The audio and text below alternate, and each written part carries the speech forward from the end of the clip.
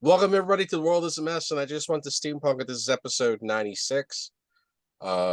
We attempted to record a last episode, but I forgot to hit the record button like a dumbass. So here we are. I'm your host, Steampunk Star Raisin, and I am here in North Hollywood, California, USA. And I'm here with my co-host, Daniel Burterson. He is in Bellwood, Ontario, Canada. How's it going, Daniel? Yeah, I'm okay. How you doing? I hope you're doing well, better than me. Well, it's all a matter of perspective. So, what's on your mind? Oh, first of all, I want to say, my friend John, he posted something. I think I gave it to you. I gave it to you. Jeri Ryan posted something about the writer's strike. They're going back into talks. Or no, the actor's strike are going back into talks today or Okay. tomorrow. And oh my God, as I said, I never knew Jeri Ryan was a part of this, and it's really interesting. And let me tell you, she's at 50 years old with no makeup. She's still pretty damn hot. I I mean, think you gotta she's check I her. think she's very attractive, but what makes Jeri Ryan even more attractive is her personality. She's very outgoing, very friendly. I met Jeri Ryan at Toronto Comic Con 2012. Very grateful for fans. But yeah, I paid for a picture photo op with Jeri Ryan with my arm around her. I have a picture of me and Jeri Ryan. And I also got her autograph back in 2012. But yeah, she was very fun, very outgoing. I was very starstruck, very intimidated when I met her, but she was very friendly and very accommodating. As far as I know, she's never come to a convention in the United States. All I've ever seen her at was at Toronto Comic Con. But yeah, I went back in 2012. Uh,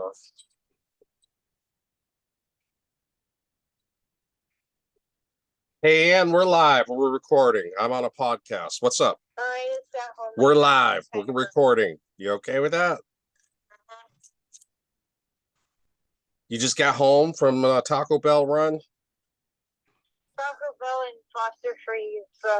And my back hurts because I had to bend down and have a desk all day looking at an image really closely on Photoshop for one of my classes. It was like, Okay, so you're tired. Do you want to let me go? I could join your live broadcast. Okay. You could join the live broadcast. I got you on speakerphone. I don't know what it is. You texted me some more images. Oh, you got ice cream. Yeah. I've never eaten there. I guess it's good, huh? Yeah, they're okay. They're kind of pricey and they only take cash. Why did you decide to go to Foster Freeze? My dad did. Oh, he likes it because it's like an old school ice cream parlor. Yeah. Well, cool. This sounds like fun. Did you overeat? A bit. Yeah, I overate a bit. Anyway, well, I guess one thing I could talk about on this podcast is I haven't talked about it yet, is the Israeli-Palestinian conflict, which has resulted in many thousands of civilians getting killed. Um, my take on the conflict is there's insanity on both sides. Both sides of the war have bad actors, whether it be Hamas on the Palestinian side or the Israeli government and their occupation and brutalization of Palestinian citizens, including civilians and including children, and the lack of regard for human life. And can't really be surprised when you have decades of the lack of regard for human life going back to 1948, and you have a colonial occupation that which is supported by Europe and the United States. That there's blowback, but yeah, there are bad actors on both sides. There are good people on both sides, but yeah, it's just a constant shit show. But I found a new website. It's Live UA Map. It stands for Universal Access, and this is like a self-reporting. And so, like reporters and journalists often use this live UA map to cover war zones because there are people who are on the ground in those war zones that volunteer reporting. It's not 100% accurate, but it gives you a good context of what's going on. Hold on. It gives you a good aerial view, wide map view of the battle going on in the Israeli occupied Palestinian territories. But let me get a share screen. I don't know if you can see that. Can you see that, Oh, now Daniel? I can. Yeah, yeah. Yeah, I recommend, liveuamap.com. I recommend going to that. It even Hmm. tracks gun violence in the United States. And this is largely Wow. due to self-reporting for people living in the areas. Like you click on here, and this is a news article related to more planes carrying aids from several countries because they're trying to open up a humanitarian corridor. There's a picture of a red truck here. It said that the Red Cross is on its way to receive 50 dual nationals from held by Hamas because Hamas has been releasing some of the captives they took during the attack on October the 7th. But yeah, and you see here, like, this is a bombing, 53 dead, including children. This is another bombing, at least 18 dead. And so Israel's been bombing the border here. And they also been bombing areas where like they're telling people that they need to move out of the north and go to the south, and they're bombing the roads, which results in the death of even more civilians, which in my opinion is kind of a war crime. Like I said, there are bad actors on both sides. There are bad people on both sides. There's really no good guys in this conflict. But yeah, like right here, there's a report of a skirmish. Israeli units have been surrounding. So this is the Gaza Strip, and it's roughly, I don't know, like 12 miles long. I don't know the exact. It's a really small sliver of land. In 1948, these were originally refugee camps because in the West Bank and throughout Israel, the Israeli military brutalized and killed hundreds of thousands of Arabs and forced them to settle along this strip along the coast in refugee camps, and then these refugee camps turned into towns and cities because a lot of the people are descended from people who have been refugees since 1948. And there's been ongoing conflict off and on since 1948, and since 2007 Israel's really ramped it up where they've been doing a 24/7 blockade, which forces Palestinians to smuggle goods in through tunnels underground, but you also have Hamas militants, which are estimated to be as much as 40,000 trained militants that are living in underground tunnels. They have a whole rat's maze. So it's going to be intense urban warfare when Israeli troops come through. I mean, there was reports, the report's already been taken down. There was reports the other day where there was a skirmish here along the Egyptian border where Israeli tanks actually attacked Egyptian border guards. And Israel later apologized for it, said it was mistaken. But yeah, it just shows how tense it is. Israel's been attacking the border between Egypt and Gaza Strip. They've been bombing. Yeah, it says here Hamas spokesman saying Following Egyptian mediation, they released two Israelis, Narak Yazak and Yofed Lifshet. I can't pronounce these Hebrew names. But anyway, they released two civilians. Uh, Israeli forces launched flares in the airspace in the Israel site. Also, Israel has also been bombing the West Bank, and there's also been Palestinians killed in the West Bank as well. And then they've been skirmishing with Hezbollah in the north here.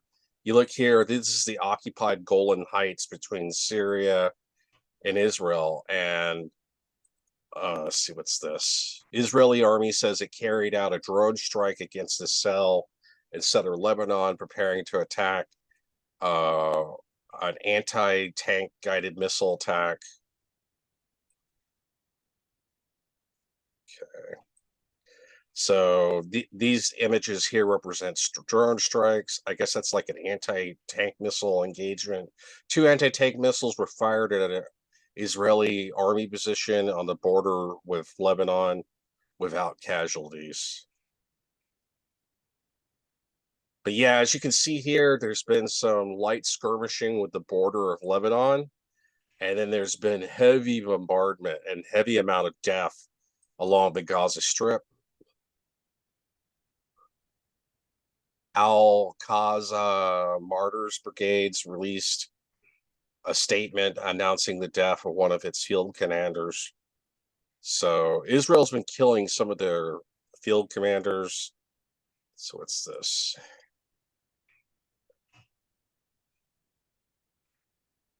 Oh, yes. So you can see here, there's a lot of bombardment just on the Gaza Strip. They've bombed, I think, the Gaza Strip hundreds of times uh, within the last week. And there's been some border skirmishes. Israel has held off mounting a ground invasion, although they have launched some probing attacks. It says at this time, Israeli forces are operating west of the fence of the Gaza Strip in routine activity. One slightly injured. Okay, so there was a skirmish there. Israeli army says airstrike. Anyway, so you get a good idea. This is a self-reporting map. This is like a social media map, and this is really good at tracking war zone conflicts, particularly this. And the thing that scares me is you have Israel that's also bombing positions in Syria. Yeah, and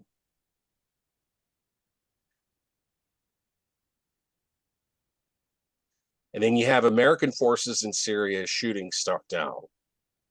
And Syria, which is to the east of Israel here, is an ally of Russia and an enemy of Israel. And then you have, you know, there's been some talks of engagement with drones in Iraq with some of the Iranian backed militias. And then you have Iranian foreign minister, we should consider resistance a legitimate right for Palestinians, and we do not intend to expand the circle of conflict in the region. Well, that's good at least. But you have Israel and the United States blaming Iran for helping Hamas, and which could lead to war with Iran. And Iran is allied with Russia. And it's here, it says the Saudi foreign minister and his Syrian counterpart discussed by telephone the importance of finding a just solution that meets the aspirations of the Palestinian people. Senior Hamas leader Khaled Heschel tells Sky News civilian hostages held by Hamas will be released if Israel reduces airstrikes on Gaza. So it's freaking nuts what's going on right now. So the thing I worry about, you look here in the world map, you know, If Iran gets drawn into this, that means Syria is going to be drawn into this. Lebanon's going to be drawn into this. And then Russia could be drawn into this by providing weapons support and logistics. But a lot of people don't realize, like, see, you have, I'm trying to think. Yeah, it's a really weird, awkward border here. But you have Lebanon to the north, and then you have Syria to the east. But I can't remember. It's somewhere around here. The Russians have a naval base and an air base in Syria. So Russia has a few thousand troops in Syria. And so I know Putin has talked about how the conflict of Israel in Israel is a failure of US foreign policy, and he's sharply criticized the Israeli government. And so I'm worried this could turn into a broader conflict. What do you think, Daniel? I hope not. I really hope not. What's your opinion, Anne? I've been just gelling, but like it's oh god, yeah, it's my mom has my dad told me that my mom is just can't talk about how like she heard on Fox News that like I think they were saying that Hamas was beheading babies or something like that. Well, So that like that is actually, I want to talk about that. There's a lot of propaganda in U.S. media. That has actually been not substantiated. That's gossip run amok. Because you got to realize, yes, Hamas, they're a bunch of militant, they're trained terrorists, and they act like a commando raid. But they were, all the videos I saw of Hamas attacking Israelis, they were always constantly on the move. I mean, it takes time to sit there and do that. I guess they could have done that as a terror attack, but I found out that story wasn't true. Hamas did kill babies, but they didn't decapitate them. But the reason why that story is propagated because they want to project this image that all Palestinians are animals and that it's okay to do whatever we want with them. And there was also talks about Hamas raping Israeli women. I've never seen any evidence of that. I saw this girl that was killed, and she was on the back of a Hamas truck and they were parading her body around, but she was still in her underwear. That doesn't excuse what they did by strangling her with a rope. And she was obviously already dead because her legs were in an awkward position that would not be comfortable for a living person. Her legs looked like they were broken. But there was no evidence that she was raped, and no evidence supported that anybody else was raped. The Israeli government has a history of lying. They killed an American Palestinian journalist who was just peacefully reporting on the Israeli conflict back in 2021. I think I can't remember her name. I'm really bad with Arab and Hebrew names, but Israel lied about it and they said, oh, it was Hamas that killed her. But then they found out that there were no Hamas units in the area, and Israeli snipers have had a history of sniping out journalists and killing journalists. And there was a report on the live UA map the other day, or like probably about a week ago, where there were some journalists who got killed on the Lebanon side because an Israeli tank fired on a journalist encampment. So some of it you might say is accidental, but a lot of it is intentional. And so they basically, the Gaza Strip is the world's largest outdoor prison. It's been blockaded since 2007, and people there live in dire poverty. Before the 2007 blockade, Gaza Strip used to have a really good textile industry, but that collapsed under the Israeli blockade. And then there's been, humanitarians who tried to bring food and supplies by boat over the years, and the Israeli military killed some Americans who were just trying to peacefully bring supplies over the ocean by boat. oh, what the fuck? Well, I mean, they're just trying to do genocide. Hey, it's just casual genocide. Yeah, I know.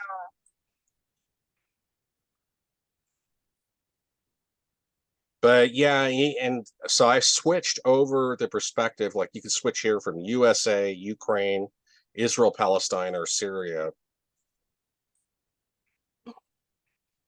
Like there's stuff going on. There's bombing going on in Syria.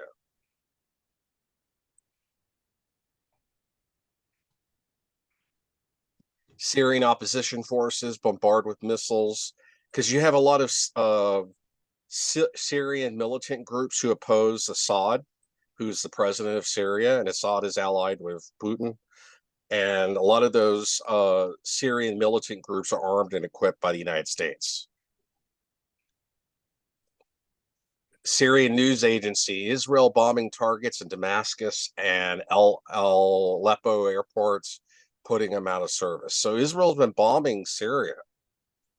So I don't know what's going to happen if Syria gets drawn into this conflict, if Iran gets drawn into the conflict. We need to be calling for a ceasefire.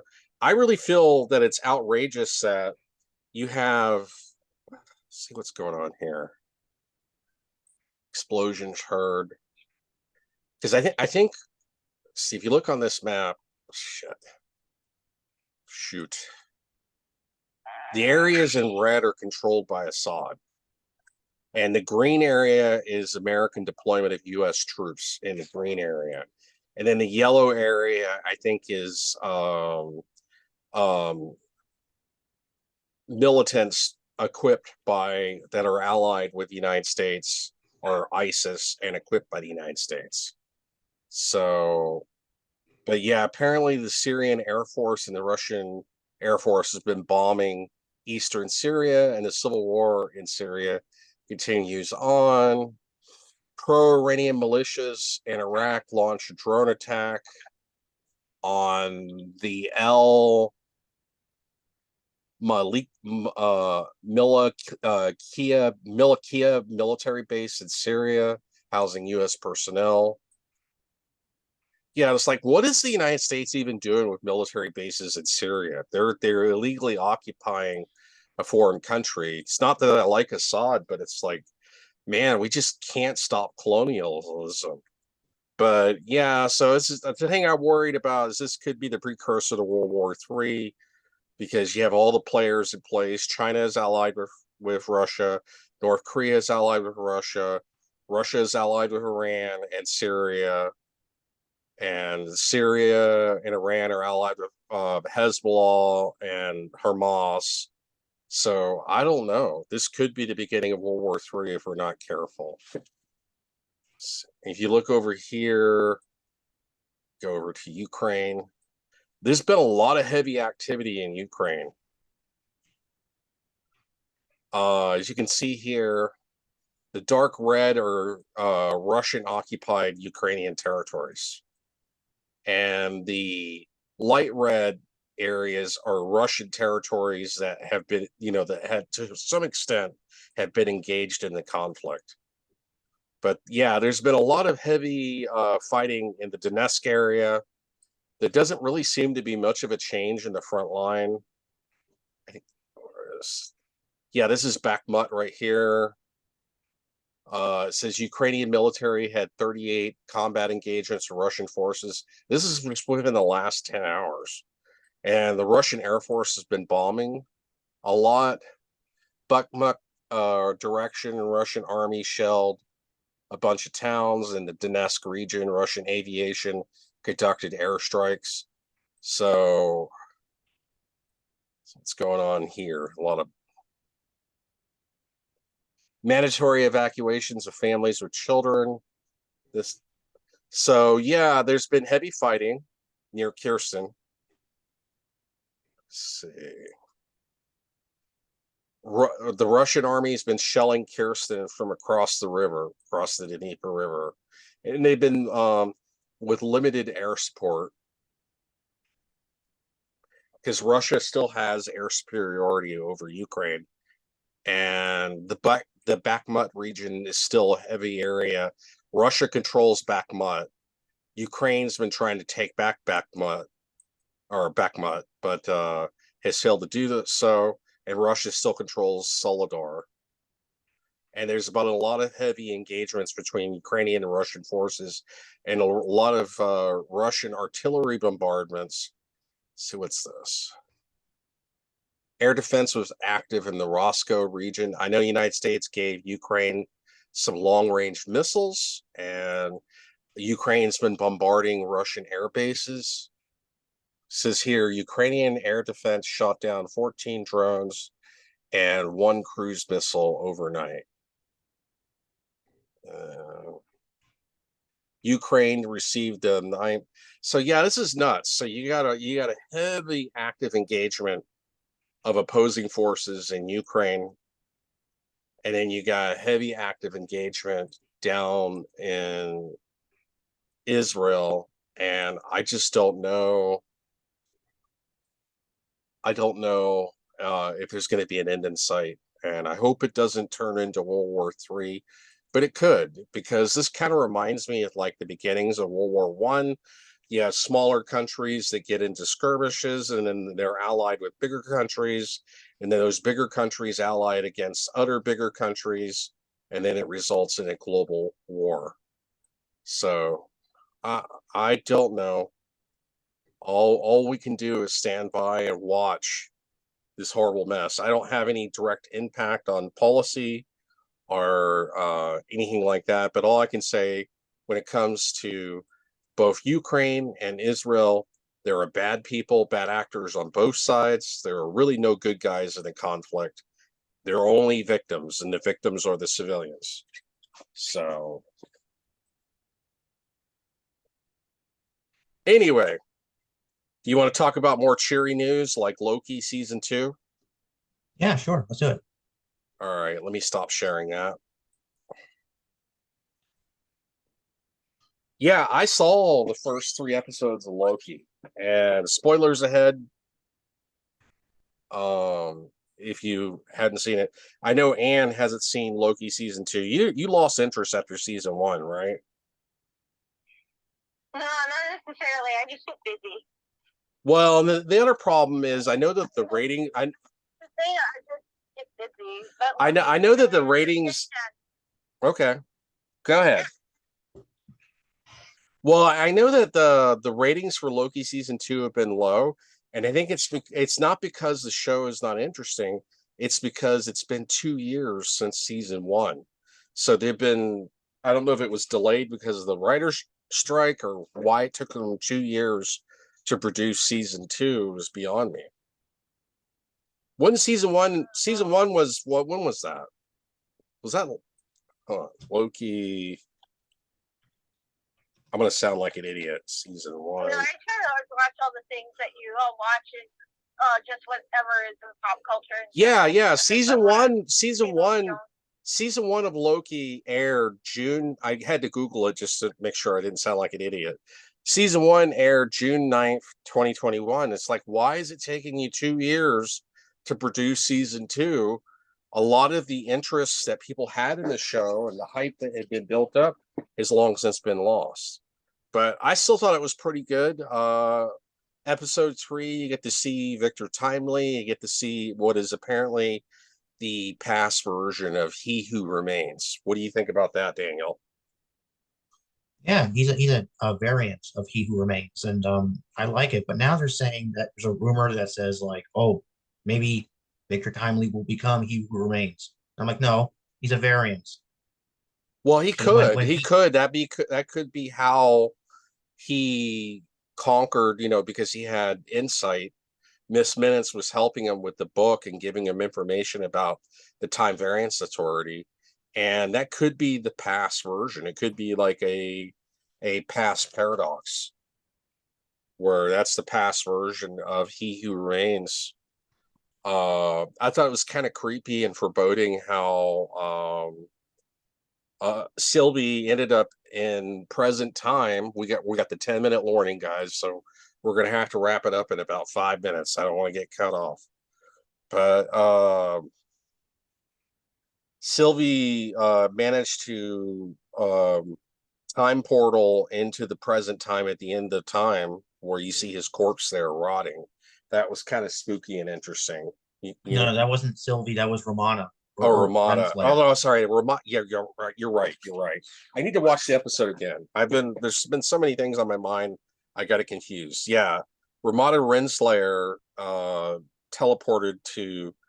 So it's kind of interesting. We'll see how it plays out with Ramona Renslayer, the love interest of He Who Remains, or the love interest of King the Conqueror.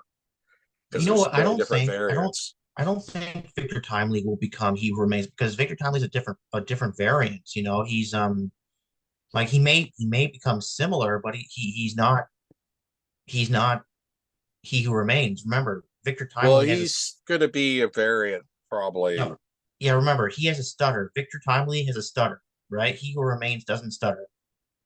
Well, maybe he learned not to stutter in all the time he had towards the end of time. And also, Victor Timely is a warmer, gentler version of He Who Remains. Well, all I know is I have his first appearance in Avengers Annual 21. Oh, you do? Yeah. Wow. Although there's been a lot of speculation on the book, but it's a book from 1992 that has the first appearance of Victor Timely, which is later revealed to be a variant of King the Conqueror. But the problem with that book is they printed millions of them, or maybe not millions, but they printed thousands and thousands of copies of it. So it's not even really. It's like maybe a $20 book. I think I paid like $15 for it. Let's go on. Go on. Go collect. I just gotta watch the time because we got less than 10 minutes before we get cut off. Because I don't have the paid version of Zoom.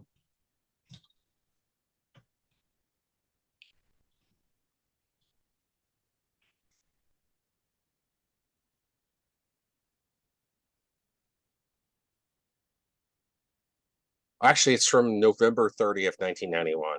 But anyway, that's a time period where they printed a ton of copies. Oh, okay. And in 9.8, it's if it's graded, it's got a fair market value. The 30-day average is $90. But yeah, the problem with that book is there's a lot of copies floating out there.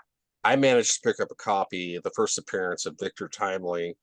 I paid I think it was a Pasadena Comic-Con. I paid like $15 for it, which was a pretty good price. I got it in near mint condition. I mean, is Rocky Ann, are you tired? You being a poor baby.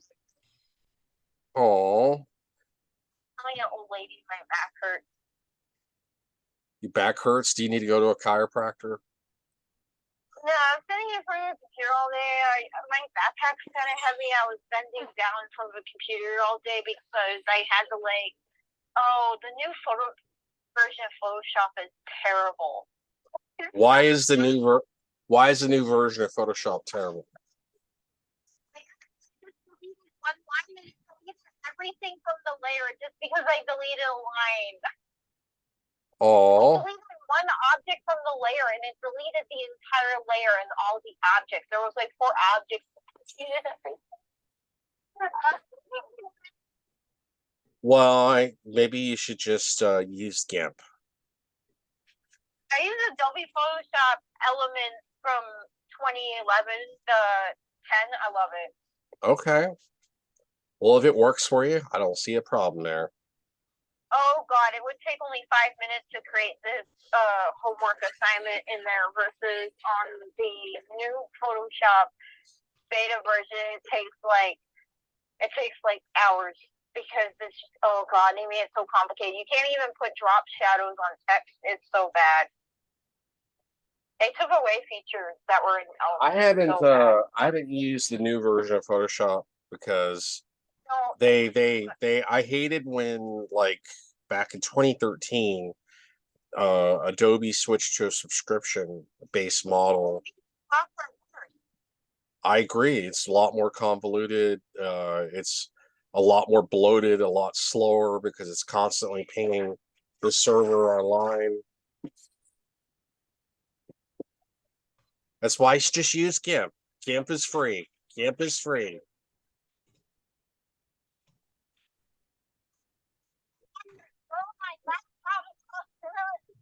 Well, you better not throw the laptop across the room. I'm kidding. Okay. I'm kidding. All right. Well. Okay, we're out of time. So, in summary, Daniel, you like season 2 of Loki so far?